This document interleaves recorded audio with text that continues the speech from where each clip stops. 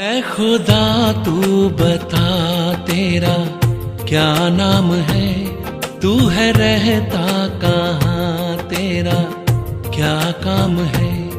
ऐ खुदा तू बता तेरा क्या नाम है, तू है रहता कहाँ, तेरा क्या काम है। क्या है तेरी हकीकत जो गुमनाम है, तुझ पे खुद को छुपाने का इल्जाम है। ओम शांति। आज हम सीखेंगे कि 3 लोक कौन से हैं। पहला है हमारी यह पृथ्वी अर्थात साकार मनुष्य लोक, जहां हम सभी मनुष्य आत्माएं हड्डी मांस का शरीर लेकर कर्म करती हैं और इसका फल सुख और दुख के रूप में भोगती हैं। यह आवास की दुनिया है। यह सौर मंडल भी इसी साकार मनुष्य लोक का हिस्सा है, जिसमें सूरज, चांद, तारे और सभी नक्षत्र होते हैं। यह सृष्टि आकाश तत्व के अंश मात्र में है। इसके बाद दूसरा है सूक्ष्म लोक। इस मनुष्य लोक के सूर्य, चांद और तारागण और आकाश तत्व के पार एक सूक्ष्म लोक है, जहां प्रकाश ही प्रकाश है। ये फरिश्तों की दुनिया है। इस दुनिया को दिव्य चक्षु द्वारा ही देखा जा सकता है।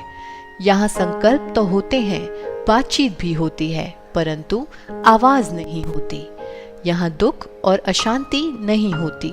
इसी सूक्ष्म लोक में ब्रह्मापुरी, विष्णुपुरी और शंकरपुरी भी हैं। इन तीनों देवताओं के शरीर यहाँ हड्डी मांस के नहीं बल्कि प्रकाश के हैं। तीसरा है हम सभी आत्माओं का घर ब्रह्मलोक अर्थात निराकारी दुनिया। ये सितारों की दुनिया है। यहाँ हम सभी आत्माएं प्रकाश के पुंज शिव बाबा के साथ ज्योति स्वरूप में रहती हैं।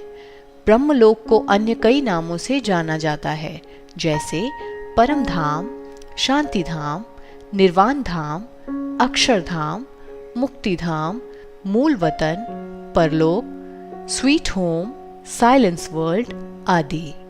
यहीं से हम सभी आत्माएं पृथ्वी लोक पर अपना पार्ट बजाने आती हैं एवं कलयुग अंत के बाद यहीं पर आकर विश्राम करती हैं, जिसके लिए ही कहा जाता है रेस्ट इन पीस।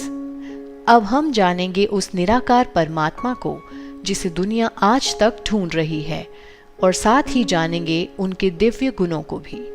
प्रायः सभी मनुष्य परमात्मा को हे पिता, हे दुखहर्ता, सुखकर्ता आदि शब्दों से याद करते हैं, परंतु यह कितने आश्चर्य की बात है कि जिसे वे पिता कहकर पुकारते हैं उनका सत्य परिचय उन्हें है ही नहीं, और उसके साथ उनका अच्छी रीति संबंध और स्नेह भी नहीं है। स्नेह ना होने के कारण परमात्मा को याद करते समय भी उनका मन एकाग्र नहीं होता।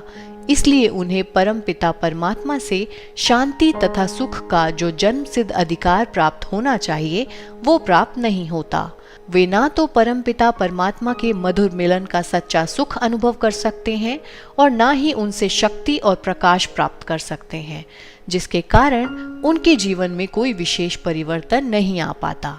इसलिए हम यहाँ उस परम पिता परमात्मा का संक्षिप्त परिचय दे रहे हैं, जो कि स्वयं उन्होंने ही लोक कल्याण अर्थ हमें समझाया है और अनुभव कराया है और अभी भी करा रहे हैं। परम पिता परमात्मा का नाम शिव है। शिव का अर्थ कल्याणकारी है।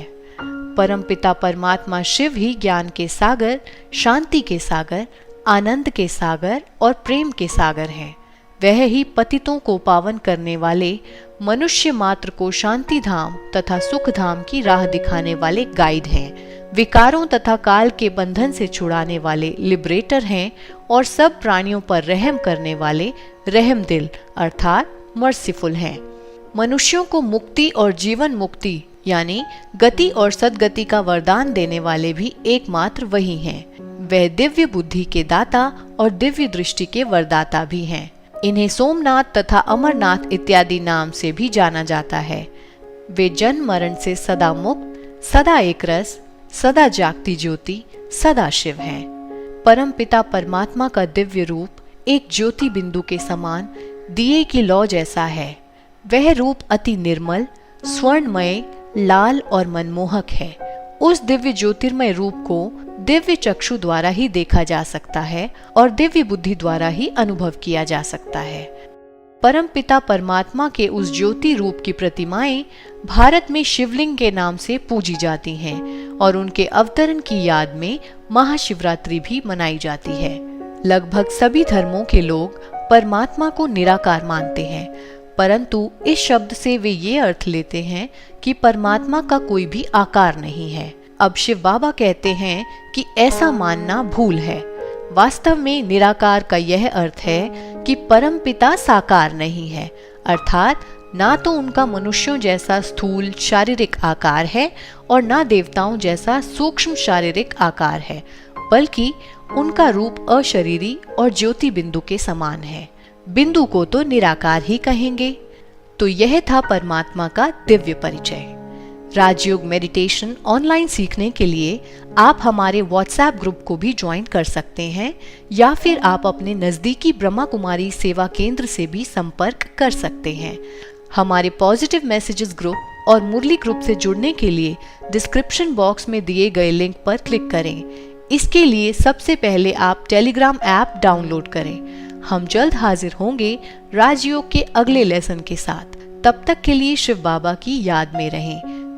और अब होमवर्क टाइम। चलते फिरते उठते बैठते सारा दिन अपने आप को प्रकाश के शरीर में अनुभव करें, अर्थात लाइट की बॉडी शिव बाबा की छत्र छाया के नीचे। ओम